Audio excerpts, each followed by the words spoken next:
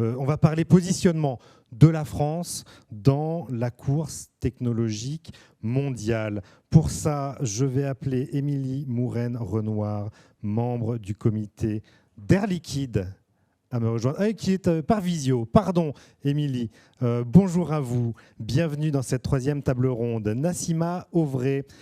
Bonjour Nassima, qui me rejoint sur scène, directrice stratégique et marketing chez Orange Business Services. Par ailleurs, je vous en prie, ancienne conseillère du cabinet de Florence Parly à la Défense. Et enfin, Thierry Tingot. Bonjour Thierry. Vous êtes le vice-président de la Fédération des industries électriques, électroniques et de communication, la FIEC. Vous présidez par ailleurs CSF Industrie électronique. Émilie Mouren-Renoir, on va commencer avec vous. Je le rappelle, vous êtes membre du comité exécutif d'Air Liquide en charge de l'innovation, du digital, de l'informatique et de la propriété intellectuelle. Et vous vous occupez également des marchés globaux et technologies. Je note par ailleurs que vous êtes coprésidente de la commission souveraineté du MEDEF également. Je voudrais qu'on fasse un petit point avec vous, côté Air Liquide, sur la place de la France dans la course mondiale à la technologie. Pour une entreprise comme Air Liquide, qu'est-ce que ça veut dire ? Alors, bonjour à toutes et à tous. J'espère que vous m'entendez bien. On vous entend très bien. Très bien. Et je suis ravie d'être avec vous ce matin, même si ce n'est que par voie digitale. Alors, peut-être un mot quand même sur le contexte actuel dans l'industrie. Avec les crises qui se multiplient, on a eu la crise du Covid d'abord, puis l'énergie qui a commencé à être très chère fin 2021 et maintenant la guerre en Ukraine. Par ailleurs, une concurrence qui est de plus en plus vive autour de nous. Et troisième élément, je dirais un monde qui est en pleine transformation, notamment avec la transition énergétique, qui correspond à la fois à une vraie demande des citoyens et des entreprises. Et en toile de fond, au-delà de cette transition énergétique, aussi la crise qui remet sur le devant de la scène la question de l'indépendance énergétique. Ça, c'est un petit peu pour le contexte. L'enjeu maintenant pour Air Liquide, quel est-il pour un groupe industriel comme Air Liquide ? Alors, je rappelle que Air Liquide, nous sommes producteurs et distributeurs de gaz industriels et médicaux. Nous avons un peu plus de 66 000 employés répartis dans 75 pays avec 23 millions d'euros de chiffre d'affaires. Alors, pour nous, l'enjeu, c'est de gérer le court terme et toutes ces crises tout en nous projetant dans le long terme. Dans le long terme, pour continuer à être un leader de notre industrie. Donc, on a annoncé il y a 2 semaines notre plan stratégique à 2025 qui s'appelle Advance et qui comporte 4 piliers. Mais surtout, ce qui est important, c'est nous insistons pour avoir une performance globale, c'est-à-dire une performance à la fois financière et des KPI extra-financiers autour de l'environnement notamment. Et donc, le but, c'est d'avoir une performance solide financière et décarboner la planète, à la fois nos assets ainsi que ceux de nos clients. Peut-être 2 chiffres juste à retenir. C'est l'accélération de nos décisions d'investissement, notamment dans la transition énergétique. Donc, on va investir 16 milliards d'euros sur la période 2022-2025, plus de la moitié sur la transition énergétique. Et le deuxième chiffre, c'est 300 millions d'euros dépensés sur l'innovation par an chez Air Liquide et plus de la moitié également sur la transition énergétique et le digital. Donc, dans la transition énergétique, forte accélération autour de l'hydrogène, avec de développement de la production d'hydrogène décarboné, puis ensuite son transport, liquéfaction et transport. Alors, sur ce sujet-là, les partenariats avec les industriels sont très importants, ainsi que le support de l'État français et de l'Europe. Donc, nous allons mettre en service dès 2025 un nouvel électrolyseur d'une capacité de 200 mégawatts afin de créer le premier réseau d'hydrogène décarboné en Normandie. Donc vraiment, l'objectif est de décarboner un territoire et de construire une filière. Donc ça va au-delà de juste l'innovation, c'est vraiment construire une filière autour de l'hydrogène avec des partenaires, notamment Siemens Energy. Donc, il y a vraiment un axe franco-allemand ici qui est très intéressant et un ancrage fort avec d'autres partenaires industriels dans le bassin de la Normandie, notamment Total Energy, pour ne citer que. Et cette initiative, eh bien, elle est fortement aidée par l'Europe, par l'État français.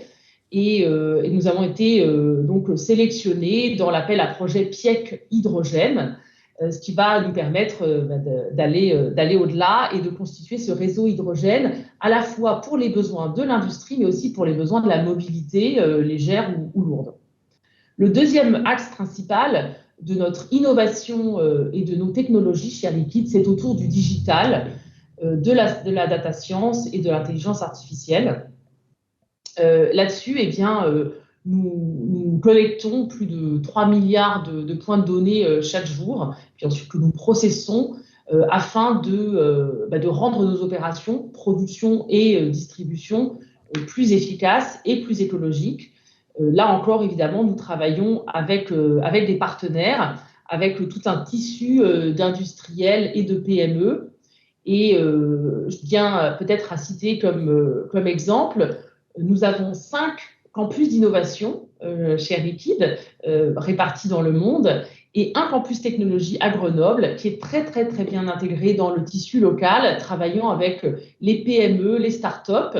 Et nous avons également un accélérateur de start-up ainsi qu'un fonds de capital risque chez Air Liquide qui nous permet d'investir dans un certain nombre de start-up proches de nos métiers. J'en citerai une, par exemple, qui est Waga Energy, dans laquelle nous avons investi depuis 2015, qui a été récemment introduite en bourse avec succès fin 2021, qui est dans le domaine du biométhane, qui est également un domaine de développement pour le groupe Air Liquide et qui vient donc en complémentarité de nos offres de biométhane qui, je le rappelle, servent à produire en fait du biométhane à partir de biogaz issu de déchets. Donc finalement transformer des déchets en énergie, ce qui peut à la fois nous servir à renforcer notre indépendance énergétique et bien sûr notre transition énergétique également.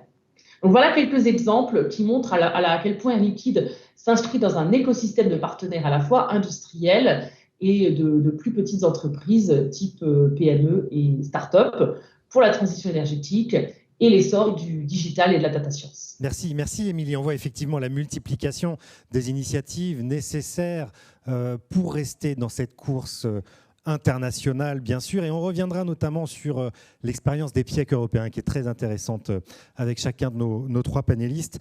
Je me tourne maintenant vers vous, Nassima Auvray. Je l'ai dit, vous êtes directrice stratégique et marketing chez Orange Business Services depuis peu, depuis les débuts de l'année. Vous étiez précédemment conseillère au cabinet de Florence Parly à la Défense.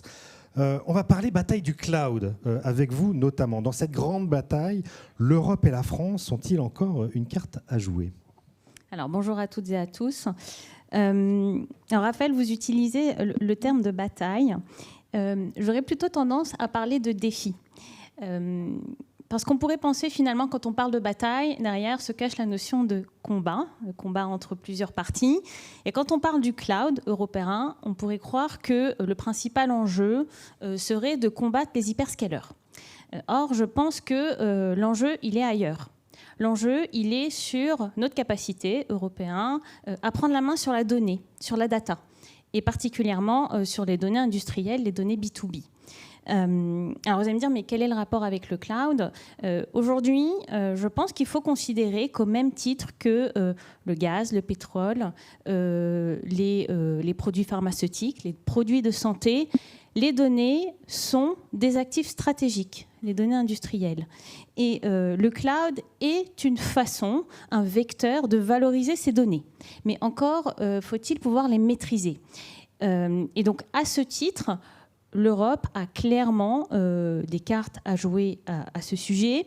Et je dirais qu'il y a 3 leviers sur lesquels on peut intervenir. Le premier, c'est la régulation.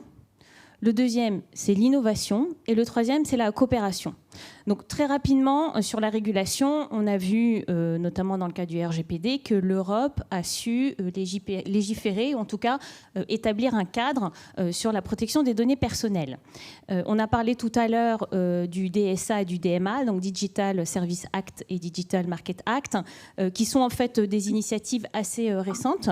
On est en plein dedans, c'est dans l'actualité. La présidence française de l'Union européenne. Par la PFUE, et qui notamment vise à établir un cadre dans le marché, dans les services du numérique, et aussi rétablir une certaine équité dans la concurrence, donc ce qui fait que derrière, potentiellement, ça peut apporter de l'innovation et de la compétitivité. Donc ça, c'est le premier point, c'est la régulation. Le deuxième point, il porte sur l'innovation. On est convaincu chez Orange qu'il y a énormément de savoir-faire et de compétences en matière d'innovation sur la data. Ça va de l'intelligence artificielle à la sécurisation des données, en passant par la blockchain.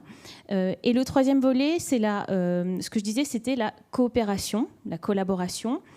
Et de la même façon, vu sous l'angle de la donnée, il y a un enjeu à travailler sur ce qu'on appelle alors des hubs de données, des data hubs, des clusters de données, sur des verticales. Ça peut être l'aérospatiale, la défense, la santé, l'agriculture. Et d'ailleurs, on a un exemple très concret de collaboration, puisque dans le cadre de Gaia-X, pour lequel Orange est membre fondateur, nous avons contribué à la mise en place d'un projet qui s'appelle AgriConsent, donc qui concerne des données agricoles, pour lesquelles en fait a été mis en place un système de traçabilité, de maîtrise des données agricoles qui s'appuie sur un cloud public français, donc un cloud qui est opéré par Orange Business Services, en partenariat avec AgData Hub, IN Group, et qui s'appuie sur des technologies de blockchain. La finalité de tout ça, c'est de permettre à des exploitants agricoles de pouvoir maîtriser leurs données et avoir une traçabilité au total sur toute la chaîne de valeur du numérique. Ce n'est pas le secteur auquel on pense en priorité, l'agriculture, effectivement, mais c'est aussi, pourtant, une des nouvelles frontières de la data et du cloud. Tout à fait. Merci beaucoup. Merci Nassima Auvray. Je me tourne vers vous. Thierry Tingot, je le rappelle, vous êtes vice-président de la FIEC, la Fédération des industries électriques, électroniques et de communication, et vous présidez CSF Industrie électronique. Même question que les deux autres panélistes. Finalement, la France et l'Europe sont-elles encore dans la course mondiale en ce qui concerne, par exemple, les semi-conducteurs dont on a tant parlé ces derniers mois, qui a tant pénalisé l'industrie automobile notamment? On vous écoute, Thierry Tingot. Oui, bonjour à tous.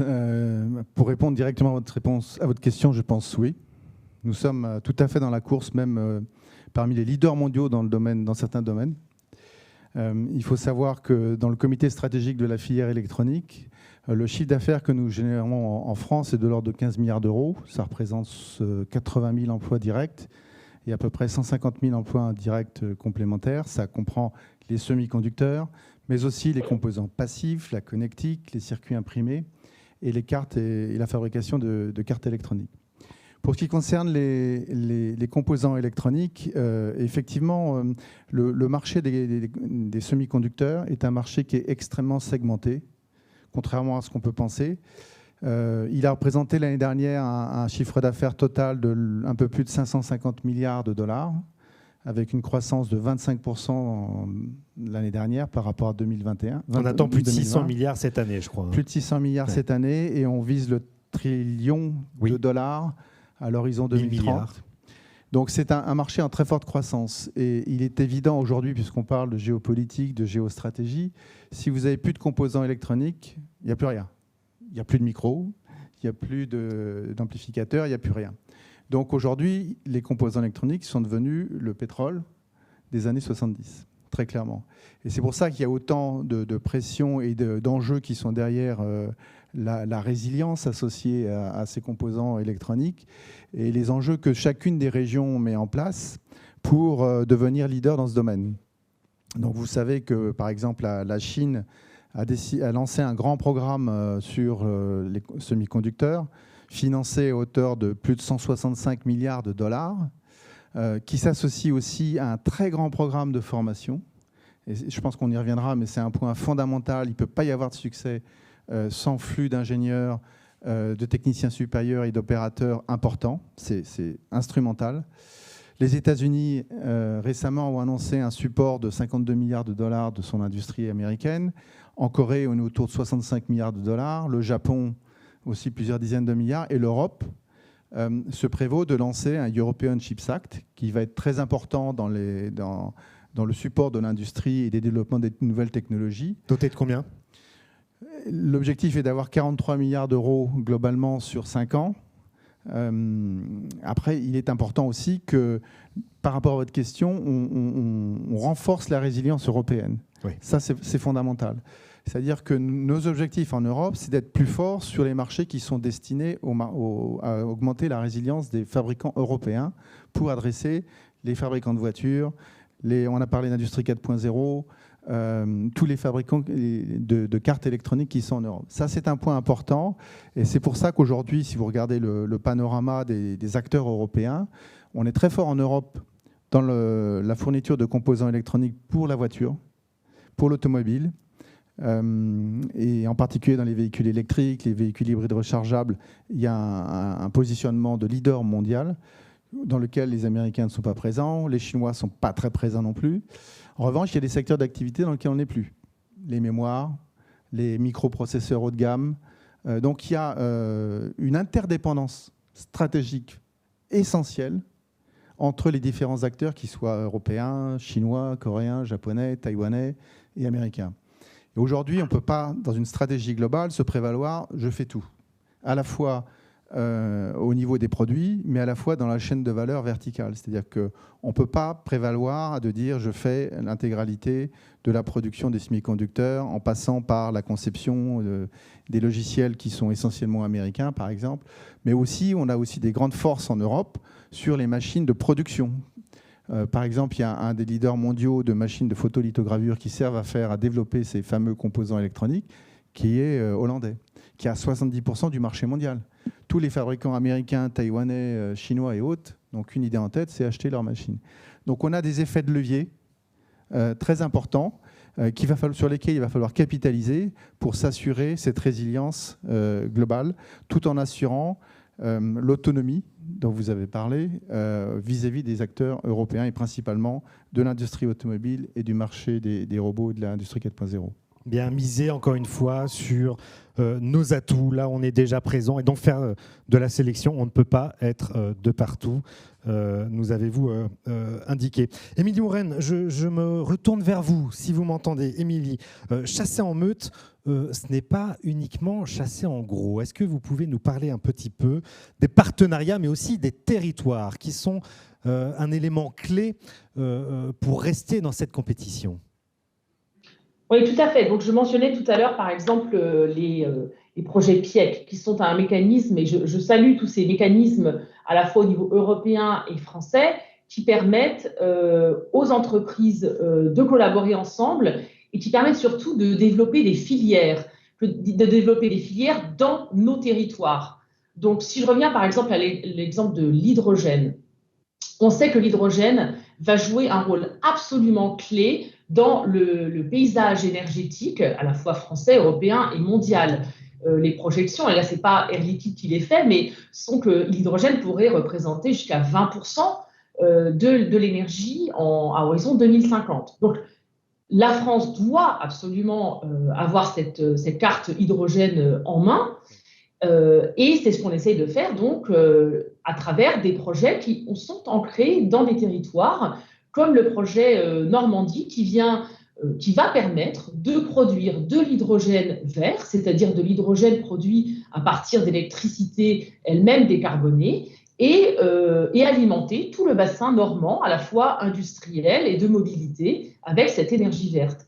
Et c'est ça qu'on va faire dans différents territoires. Donc, les mécanismes là qui sont en place d'aide aux entreprises et de favoriser les partenariats entre industriels européens, je les salue et je pense que c'est ça qu'il nous faut pour vraiment construire des filières. Bon, je note aussi, il y a d'autres mécanismes qui sont très importants également à l'échelle française ou européenne, comme le crédit impôt recherche pour la France, qui est essentiel pour à la fois les PME et les grandes entreprises pour continuer à développer la recherche, ainsi que le plan France 2030 qui est bien sûr un atout.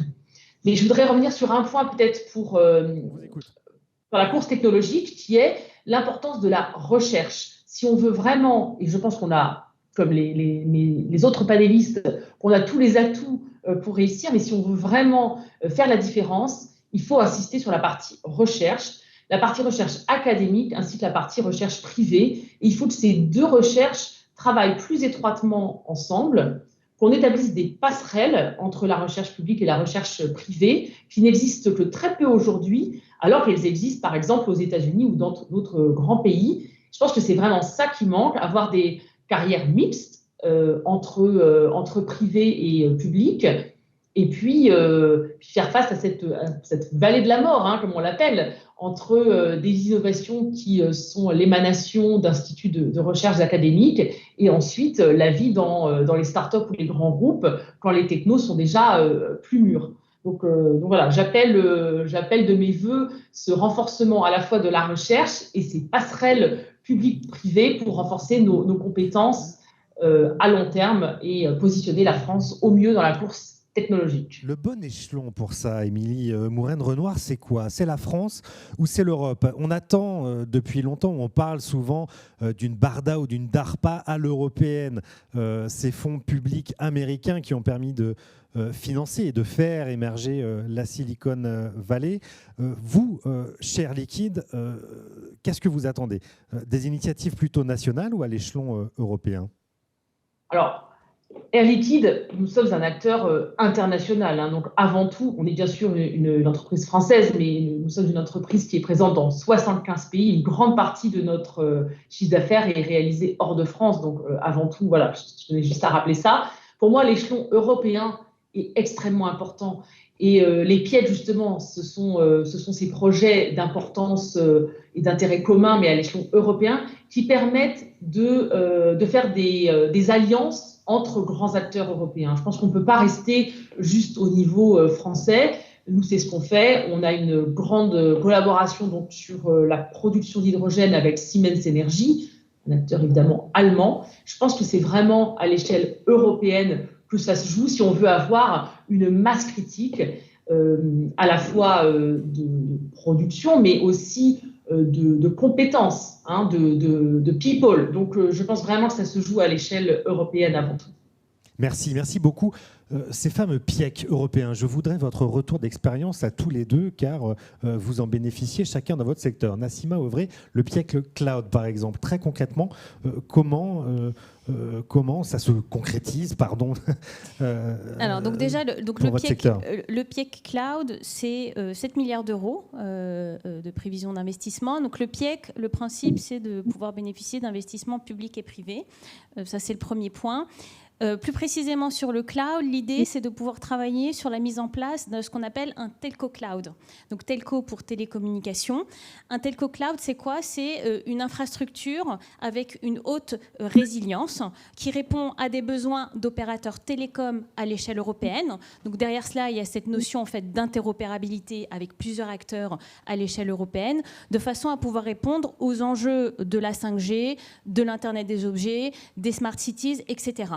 Voilà, donc très concrètement, il y a énormément de travaux autour de ce projet-là, avec des investissements sur des sujets précis, et on est plutôt sur la phase de préindustrialisation, enfin de recherche et de préindustrialisation.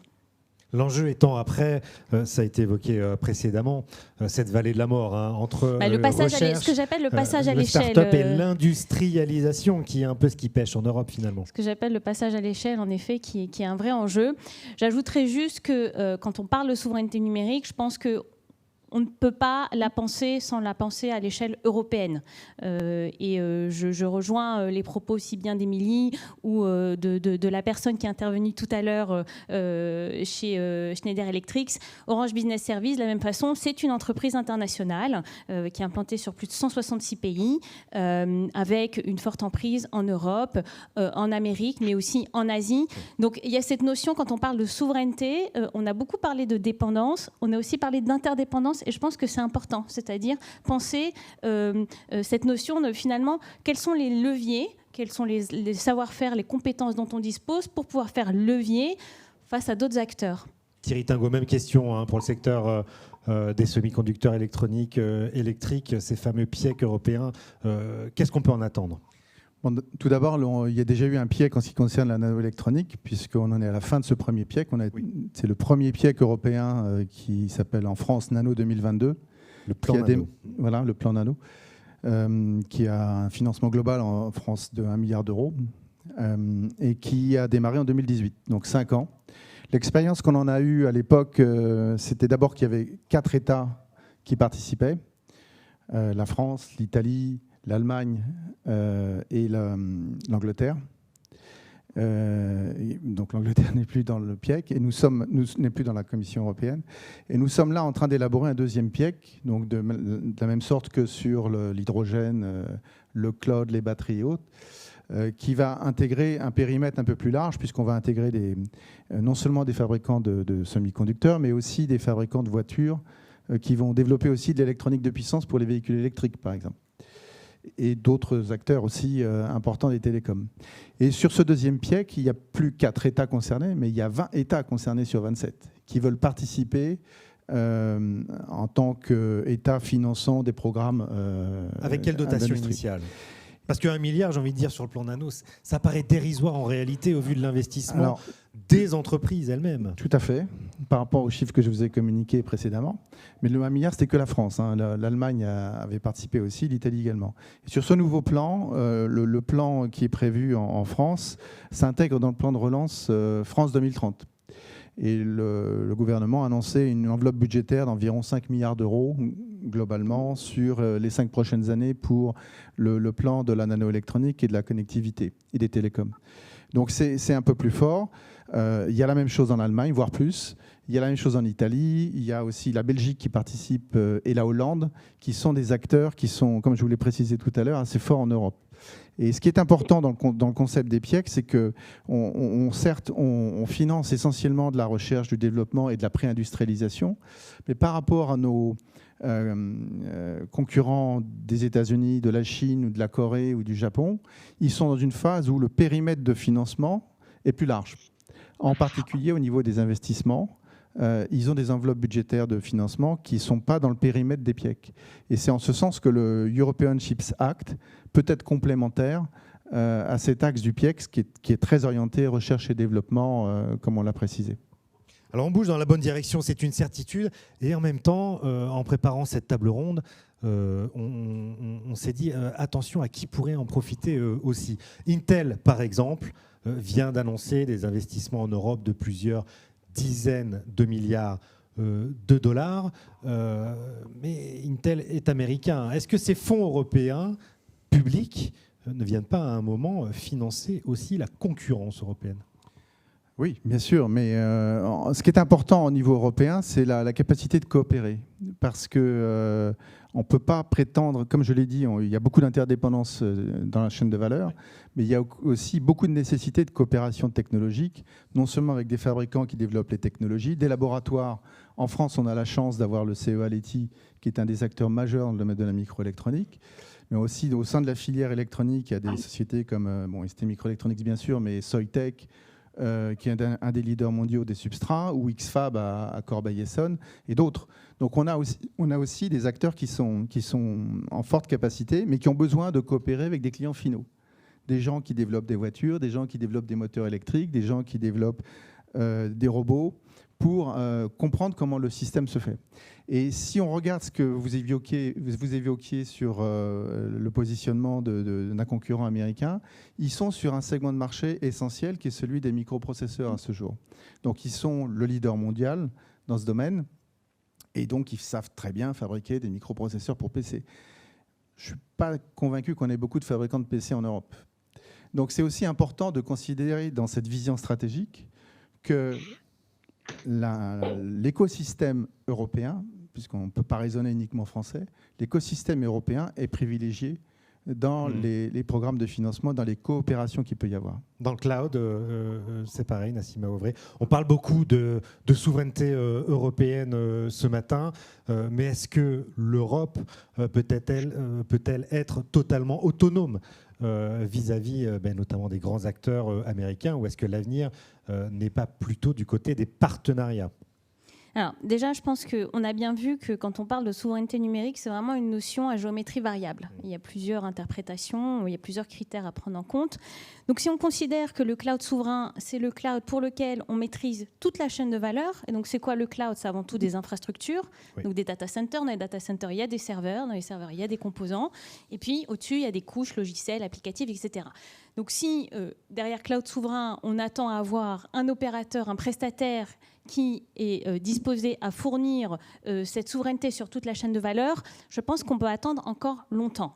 Donc ce qui est important, c'est vraiment, et je reviens à la définition qu'on a donnée tout à l'heure, c'est la maîtrise des dépendances d'une part, et d'autre part, la stratégie dans laquelle on s'insère Orange Business Services, c'est finalement apporter des garanties à nos clients en fonction de leur contexte et de leurs attentes, tout en considérant un certain nombre de critères clés. Ces critères clés, c'est la sécurité des infrastructures et des données, la fiabilité et la résilience, de façon à pouvoir permettre une continuité d'activité au cas où il y aurait un événement exceptionnel, la réglementation, et on parle beaucoup de Cloud Act en ce moment, l'immunité aux juridictions extraterritoriales. Aujourd'hui, il existe des solutions de cloud qui répondent à ces garanties à partir du moment où les data centers sont localisés en France, opéré par un opérateur français. Voilà, donc un des messages que j'aimerais passer, c'est finalement attention à ne pas s'enfermer derrière cette définition trop restrictive de la souveraineté qu'on associerait à la définition de la souveraineté des États, parce que finalement,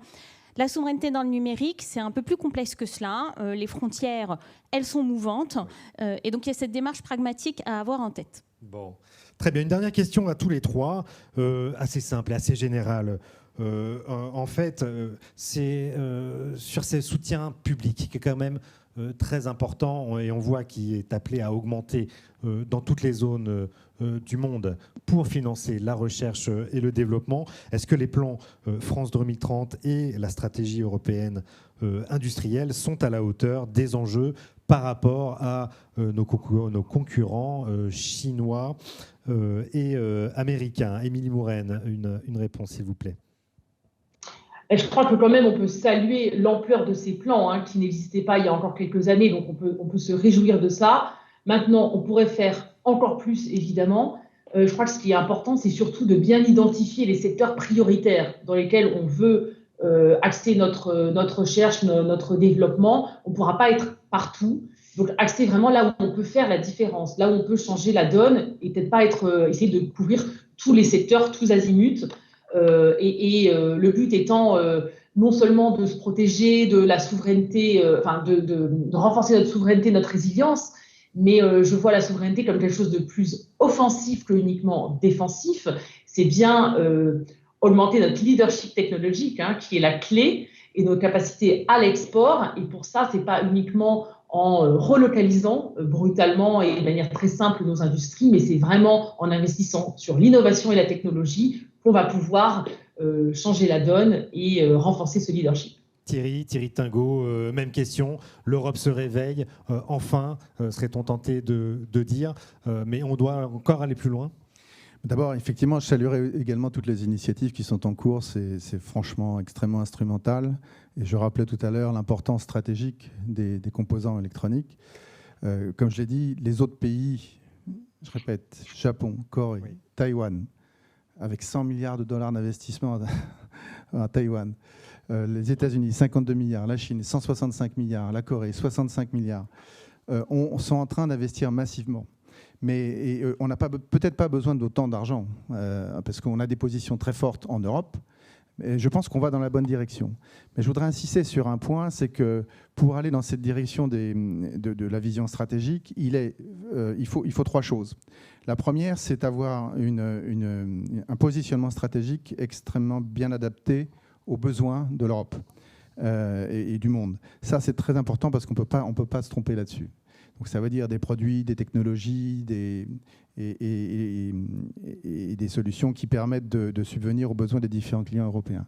Le deuxième point, c'est les financements, donc les PIEC par exemple, le European Chips Act qui est en train d'élaboration, oui. Et ça c'est important.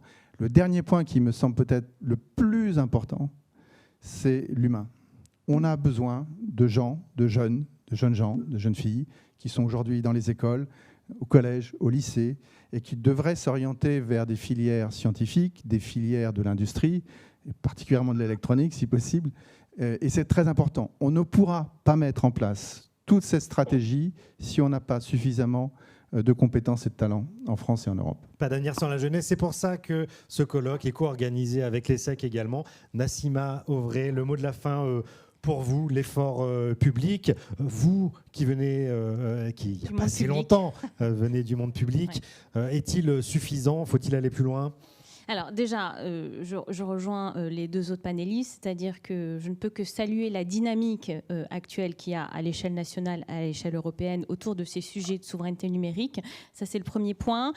S'agissant des investissements, on peut toujours en demander plus. Je pense que là où on a à gagner, c'est finalement maintenant d'identifier, alors je vais utiliser un anglicisme, des use cases, des cas d'usage concrets sur lesquels en fait on peut finalement concrétiser ces partenariats et montrer qu'il y a des choses à faire et qu'on reste compétitif. Merci. Voilà. Très bon mot de la fin. Merci à tous les trois. Vous pouvez rejoindre la salle.